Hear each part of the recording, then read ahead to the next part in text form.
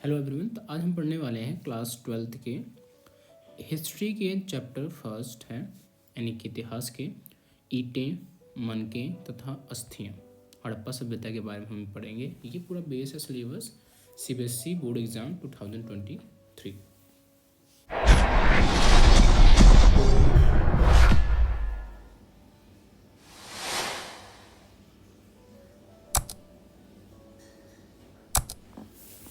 पहले हम ये समझते हैं कि सभ्यता कहते किसे हैं। लोगों के एक ऐसे समूहों को सभ्यता कहा जाता है जिसमें रहन सहन, जीवन निर्यात के तरीक़ों का विचारधारा और जो मान्यताएं हैं वो उनकी थोड़ी सी विशेष होती हैं। विश्व की अगर मुख्य कुछ सभ्यताओं की अगर हम बात करते हैं तो 1920 से पहले ऐसा माना जाता था कि मिस्र की सभ्यता, मेसोपोटामिया की सभ्यता, चीन की सभ्यता विश्व की सबसे पुरानी सभ्यताओं में से एक है। परंतु हड़प्पा सभ्यता की खोज हुई तब यह भी विश्व की सबसे पुरानी सभ्यताओं में से एक बन गई। अब हम समझते हैं कि हड़प्पा सभ्यता की खोज कब की गई। आज से लगभग 160 साल पहले 1856 में पंजाब, वर्तमान जो पाकिस्तान में है, रेलवे लाइन बिछाने का कार्य चल रहा था। उन स्थानों पर खुदाई की जा रही थी। इसी दौरान लोगों को कुछ पुरानी ईंटें अवशेष मिले। उस समय लोग नहीं समझ पाए कि इसका महत्व क्या है। रेल की पटरी बिछाने के कार्य में वो जारी रखा। सन 1861 में कोलकाता में भारतीय पुरातत्व विभाग की स्थापना की गई। पुरातत्व विभाग वह संस्था है, पुरातत्व विभाग किसे कहते हैं, वह संस्था है जो देश के ऐतिहासिक संबंधी जानकारी को एकत्रित करता है। इसके पहले जो डायरेक्टर थे अलेक्जेंडर कनिंघम थे, और अलेक्जेंडर कनिंघम को ही भारतीय इतिहास का जनक भी कहा जाता है। इनके बाद सर जॉन मार्शल 1902 में आए और 1928 तक ये पुरातत्व विभाग के डायरेक्टर बने रहे। इन्हीं के दौर में हड़प्पा सभ्यता की खोज की गई थी। 1921 में जॉन मार्शल के नेतृत्व में दयाराम साहनी द्वारा हड़प्पा सभ्यता की खोज की गई। हड़प्पा सभ्यता को अलग अलग नामों से भी जाना जाता है। इस सभ्यता को हड़प्पा सभ्यता इसलिए भी कहा जाता है क्योंकि हड़प्पा नामक स्थान पे इसका शुरुआत हुई थी, इसलिए हड़प्पा सभ्यता भी कहते हैं। जो शुरुआती अवशेष मिले थे, कहाँ मिले थे? हड़प्पा नामक एक स्थान है। अब सिंधु घाटी सभ्यता भी कहा जाता है, जिसे इंडस वैली सिविलाइजेशन। इस सभ्यता को सिंधु घाटी की सभ्यता इसलिए कहा जाता है क्योंकि सिंधु नदी के किनारे ये पाया गया था। कांस्य युग सभ्यता इसलिए कहते हैं, इस सभ्यता को कांस्य युग सभ्यता इसलिए भी कहा जाता है क्योंकि इसी में तांबे में टीन मिलाकर कांस्य की खोज की थी। हड़प्पा सभ्यता की भौगोलिक विशेषताएं। क्षेत्रफल इसका है 12,99,600 वर्ग किलोमीटर, और वर्तमान में देखिए तो यह सभ्यता अफगानिस्तान, पाकिस्तान से होते हुए भारत के उत्तर पूर्वी जम्मू कश्मीर से नीचे गुजरात, मध्य प्रदेश के कुछ हिस्सों में फैला हुआ है। इस सभ्यता को त्रिकोण आकार वाली सभ्यता भी कहते हैं क्योंकि यह त्रिकोणाकार क्षेत्र में फैली हुई है। मेसोपोटामिया मिस्र की सभ्यता की समकालीन सभ्यता है, यानी यह सभी सभ्यताएं विश्व में एक समय में ही थी। हड़प्पा सभ्यता का काल 2600 ईसा पूर्व से लेकर 1900 ईसा पूर्व तक माना जाता है। हड़प्पा सभ्यता के निर्वाह के तरीके। पहले कृषि, पशुपालन और शिकार। तो कृषि कैसे करते थे? हड़प्पा सभ्यता के लोग मुख्य रूप से गेहूँ, जौ, दाल, बाजरा, सफ़ेद चना आदि का उगाते थे। सिंचाई के लिए नहरों एवं कुओं का प्रयोग किया करते थे। हड़प्पा की मोटर में विषव वैल की जानकारी मिलती है। इसके अनुमान यह लगाया जाता है कि हड़प्पा के लोग जोतने के लिए बैल का प्रयोग किया करते थे। कई जगहों पर हल के प्रतिरूप भी मिले हैं, जिससे यह पता चलता है कि खेतों में हल द्वारा जुताई की जाती थी। कालीबंगम और राजस्थान में जुते हुए खेत के प्रमाण मिले, जिससे ये देखकर यह लगता है कि ये एक साथ दो अलग अलग फसलें भी उगाई जाती थी। हड़प्पा सभ्यता के लोग लकड़ी, पत्थर के बने औजारों का प्रयोग फसल कटाई के लिए किया करते थे। पशुपालन। हड़प्पा स्थलों में मवेशी, भेड़, बकरी, भैंस, सूअर जैसे जानवरों की हड्डियां प्राप्त हुई, इससे पता चलता है कि ये लोग इन जानवरों को पालते थे। शिकार। यहाँ पर मछली, पंछियों, जंगली जानवरों की हड्डियां मिली हैं, जिससे अनुमान यह लगाया जाता है कि हड़प्पा के निवासी इस जानवरों का मांस खाया किया करते थे। मोहनजोदड़ो। मोहनजोदड़ो हड़प्पा सभ्यता में दो मुख्य शहरों में से एक है, जिसमें पहला शहर हड़प्पा, दूसरा है मोहनजोदड़ो। मोहनजोदड़ो की विशेषता क्या है? यह हड़प्पा सभ्यता के सबसे मुख्य शहरों में से एक है। यह आधुनिक पाकिस्तान के लरकाना जिले में स्थित है। इसका क्षेत्रफल 128 हेक्टेयर था। मोहनजोदड़ो में नगर के मुख्य रूप में दो भागों में बांटा गया है, जिसका पहला है दुर्ग और दूसरा है निचला शहर। अब देखते हैं दुर्ग और निचला शहर क्या है। दुर्ग आकार में थोड़ा छोटा होता है। इसे ऊंचाई पर बनाया जाता है। दुर्ग को चारों तरफ दीवारों से घेर दिया जाता है। यह दीवार इसे निचले शहर से अलग करती हैं।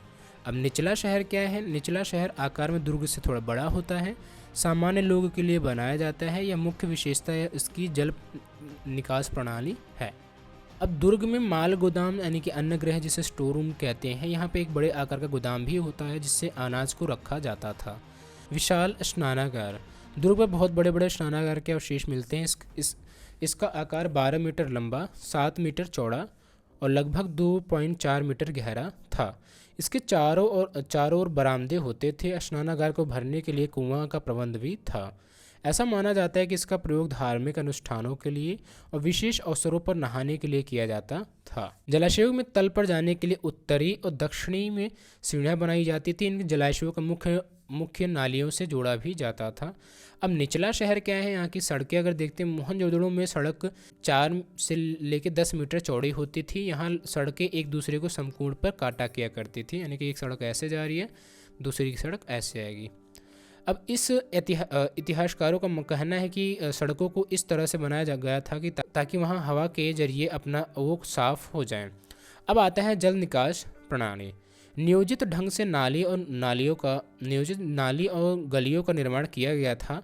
नालियों के निर्माण के लिए जिप्सम की गारे का प्रयोग किया जाता था। नालियों को ईंट से ढका जाता था ताकि कूड़ा कचरा उससे बचाया जा सके। वर्षा जल निकास के लिए विशेष प्रबंध किए गए थे। अब आते हैं भवन निर्माण। मोहनजोदड़ो में सफाई का विशेष ध्यान दिया जाता था। आंगन के चारों तरफ कमरे बनाए जाते थे। प्रत्येक घर की दीवार से बाहर एक नाली जाती थी और घर में बड़े बड़े आंगन हुआ करते थे। घर में पक्की ईंटों से बना स्नानागार होता था। घर के अंदर कुएं का निर्माण किया जाता था।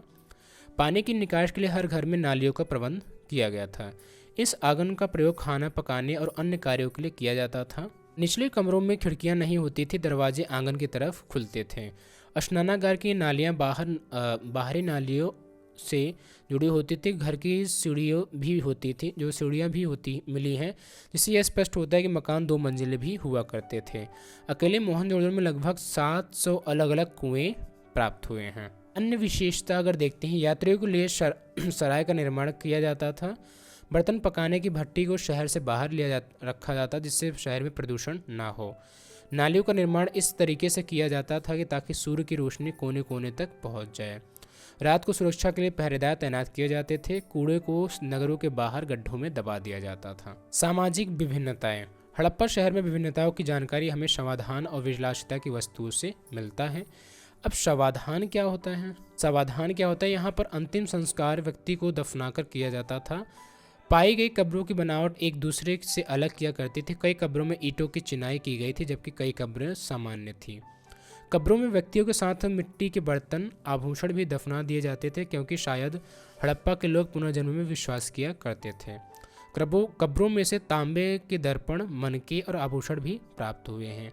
अब विलासिता की वस्तुएं। सामाजिक विभिन्नता को पहचानने का एक और तरीका है विलासिता की वस्तुएं।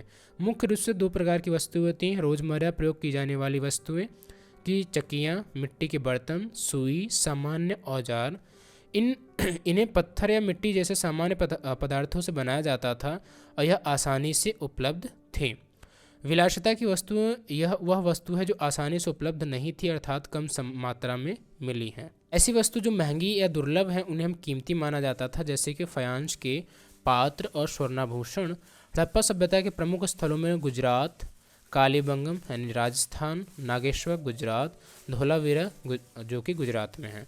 अब आते हैं शिल्पकला क्या है। शिल्पकला के अंदर आभूषण, मूर्तियाँ, औजार आदि को शामिल किया जाता था। हड़प्पा में मुख्य रूप से मनके, मुहर, बाट बनाए जाते थे और शंखों की कटाई भी की जाती थी। धातु कार्य भी किए जाते थे। हड़प्पा सभ्यता में मुख्य शिल्प उत्पादन केंद्र है चौंदड़ो, लोथल, धोलावीरा में छेद करने का सामान भी मिलता है। इससे हमें पता चलता है कि ये कुछ मुख्य स्थल हैं। अब आता है मोहर और मुद्रांकन। मोहर मुद्रा अंकन का प्रयोग भेजी गई वस्तुओं की सुरक्षा के लिए किया जाता था। उदाहरण के लिए अगर कोई सामान एक थैले में डालकर कहीं दूर भेजा जाता तो उसे मुंह को रस्सी से बांध दिया जाता था। उस रस्सी पर गीली मिट्टी लगाकर उस पर मोहर की छाप लगाई जाती थी। अगर वह मोहर छाप में कोई परिवर्तन न आए तो सामान के साथ कोई छेड़छाड़ नहीं हुआ है। साथ ही से भेजे जाने वाले को भी पहचान का पता भी चलता था। पाटचट्ट नामक पत्थर से बनाई जाती थी। इसका प्रयोग आभूषण मनकों तो तोड़ने के लिए किया जाता था। मनकों को कार्नेलियन लाल रंग का सुंदर पत्थर, जैप्सर, सेलखड़ी, स्फटिक आदि से बनाया जाता था। धातुओं में अगर सोना, तांबा, कांसा, शंख, फ्रांस, पक्की मिट्टी और कुछ मनकों को 2 या 2 से अधिक पदार्थों को आपस में मिलाकर बनाया जाता था। मनकों का आकार छपराकार, गोलाकार, डोलाकार आदि होता था। ऊपर से चित्रकारी द्वारा सजावट की जाती थी। पत्थर के प्रकार के अनुसार उन मनके बनाने की विधि में परिवर्तन आता था। सेल खड़ी की एक मुख्य मुलायम पत्थर था जिसे आसानी से उपयोग में लाया जाता था। कई जगह सेल खड़ी से चूर्ण को सांचे में डालकर भी मनके बनाए जाते थे। मनके बनाने के लिए घिसाई, पॉलिश, छेद करने की प्रक्रिया भी होती थी। उत्पादन केंद्रों की पहचान कैसे हुई? बचा हुआ कच्चा माल, त्यागी हुई वस्तुएं, कूड़ा कचरा इत्यादि उत्पादन केंद्रों की पहचान होती हैं। जिस जगह पर औजार ज़्यादा मात्रा में पाए जाते हैं उन्हें उत्पादन केंद्र माना जाता था। साथ ही साथ कभी कभी बचा हुआ कच्चा माल भी किसी क्षेत्र में छोड़ दिया जाता था। फिर उत्पादन करने के बाद उसे बचे हुए अवशेषों को से भी उत्पादन केंद्र की ज्ञात होती है। अब कच्चे माल की प्राप्ति कैसे करते हैं? स्थानीय जो कच्चा माल होता है मिट्टी, पत्थर, लकड़ी, धातु इत्यादि से।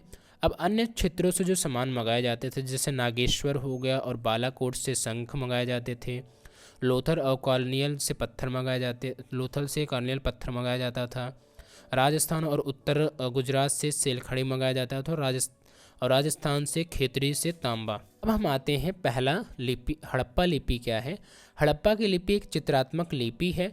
इसमें लगभग 375 से लेकर 4 तक बीच चिन्ह इसमें हैं। इसे दाएं से बाएं लिखा जाता है। इस लिपि को आज तक पढ़ा नहीं जा सका, इसलिए इसे रहस्यमय लिपि भी कहा जाता है। हड़प्पा संस्कृति में शासन को लेकर 3 अलग अलग मत हैं। पहला मत ये है कि कुछ पुरातत्वविद मानते हैं कि हड़प्पा समाज में शासक नहीं थे, सभी की स्थिति सामान्य थी। दूसरा मत ये है हड़प्पा सभ्यता में कोई एक शासक नहीं था बल्कि उसे एक से अधिक शासक थे। तीसरा मत यह है कि हड़प्पा एक राज्य था क्योंकि इतने बड़े आकार में फैले होने के कारण बावजूद पूरे क्षेत्र में कई असामान्यताएं थी, जैसे कि वस्तुएं जो नियोजित बस्ती हो गई, ईंटों का आकार हो गया, समाज की संरचना हो गई, जीवन निर्वाह के तरीके हो गए। अब धार्मिक मान्यताएं क्या होती थी? ऐसा माना जाता है कि हड़प्पा के लोग प्रकृति की पूजा किया करते थे। कुछ मोहरों में अनुष्ठान के दृश्य भी मिले हैं। मोहरों का पर पेड़ पौधे भी पाया गया है। आभूषण से लदी हुई नारी की मूर्ति मिली है जिसे मातृ देवी कहा जाता था। कालीबंगा, लोथल जैसे क्षेत्रों में विशाल स्नानागार मिले हैं जो कि सामूहिक स्नान के लिए उपयोग किए जाते थे। कुछ मोहरों में एक व्यक्ति को योग मुद्रा में बैठे दिखाया गया है। पत्थर के शब्दों को शिवलिंग के रूप में वर्गीकृत किया गया है। ऐसा माना जाता है कि हिंदू धर्म के मुख्य देवता शिव की आराधना किया जाता था। आते हैं हड़प्पा सभ्यता का पतन कैसे हुआ। ऐसा माना जाता है कि हड़प्पा सभ्यता का अंत किसी प्राकृतिक आपदा के कारण हुआ है, जैसे कि भूकंप हो सकता है, सिंधु नदी का जो नदी है उसने रास्ता बदल लिया हो, जल परिवर्तन आया हो, वनों की कटाई की गई हो या आर्यों का द्वारा आक्रमण हुआ हो। पर आक्रमण को इसलिए हम नहीं मानते क्योंकि आक्रमण अगर होता तो कुछ अवशेष तो वहाँ पर मिलता, जैसे तलवार इस तरह की चीज़ें कुछ मिलती, बट वहाँ कुछ ऐसा नहीं मिला था। अब कनिंघम का भ्रम क्या था? भारतीय पुरातत्वविद बिघा का पहला डायरेक्टर कौन था? डायरेक्टर जनरल कनिंघम थे। कनिंघम ने क्या भूल की थी? उन्हें लगा कि हड़प्पा सभ्यता कोई बड़ी सभ्यता नहीं बल्कि छोटी सी सभ्यता है। पहली भूल, हड़प्पा की मोहरों को समझने में असफल रहे। दूसरी भूल। तीसरा भूल, हड़प्पा काल का निर्धारण करने में असफल। तीसरी भूल। चौथा भूल, उन्होंने हड़प्पा अवशेषों को वैदिक काल से जोड़ दिया जबकि वह उससे भी पुराने थे। चौथा भूल। पांचवा है, उन्होंने केवल लिखित प्रमाणों का विश्वास किया जिस वजह से वह गलती कर बैठे। ये चैप्टर यहीं फिनिश होता है। इसके आगे जो चैप्टर है उसकी वीडियो आपको जल्द मिल जाएगी। धन्यवाद।